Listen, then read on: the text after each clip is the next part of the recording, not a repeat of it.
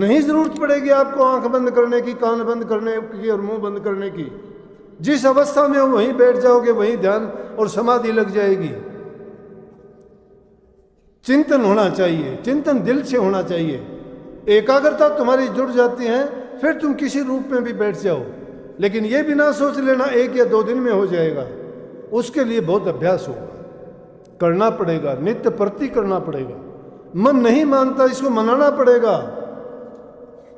ये उस रास्ते पे चलने का आदि नहीं है, भटकेगा, ये बार बार निकल जाता है, कूद जाता है। लेकिन इसकी एक दवा है, सतगुरु रूपी अंकुश तुम्हारे पास है, कहीं नहीं जाएगा। अपनी सजा खुद निर्धारित किया करो। वो कैसे?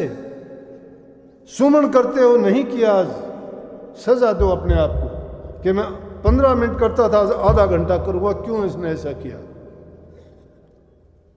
तुम ही जज हो अपने, तुम ही मुकदमा करते हो, तुम ही सुनते हो, तुम ही फैसला करते हो। सजा भी अपने आप दिया करो। इसको कहो कि चल तेरी मर्जी कर, जितना जाना हो जा, लेकिन जब तक तेरा काम पूरा काम नहीं होगा तो मैं तुझे छोड़ने वाला नहीं। अगर ये 15 मिनट में दखल देता है तुम आधा घंटा लगाओ, उसमें भी दखल देता है और इसको सजा दो।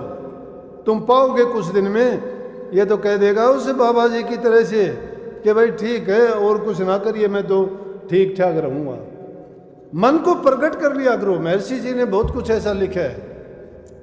महर्षि शिवरतलाल बहुत, मैं कहूँगा कि इतने लेखक थे, कई लोगों ने तो उनको लेखक ही मान लिया, कवि मान लिया, लेकिन उन्होंने हर बात को इतना सार्थक लिखा कि जब लेखन करते थे तो समाधि में होकर लेख लिखते थे।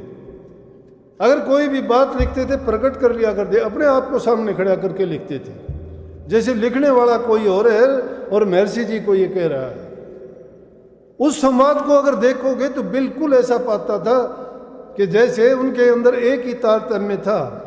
ये भक्ति का विशुद्ध स्वरूप है, समझने की बात है। मन डामाडोल है, निकल जाता है, भागता है। इसलिए मैंने कहा मन नहीं टिकेगा एक बार में। जब सुमन भी सुमन आपको करना आ जाएगा ना, सुमन भी पक्का हो जाएगा, तो आपके लिए इतना आसान रास्ता हो जाएगा कि आप कहोगे। इसीलिए जिन्होंने कर लिया उन्होंने तो कह दिया, कबीर साहब ने तो एक ही वाणी में दोनों चीज़ों को एक बार तो कह दिया। बहुत कठिन है ये, कठिन इसलिए है, रास्ते पे टिकना बहुत मुश्किल है और आसान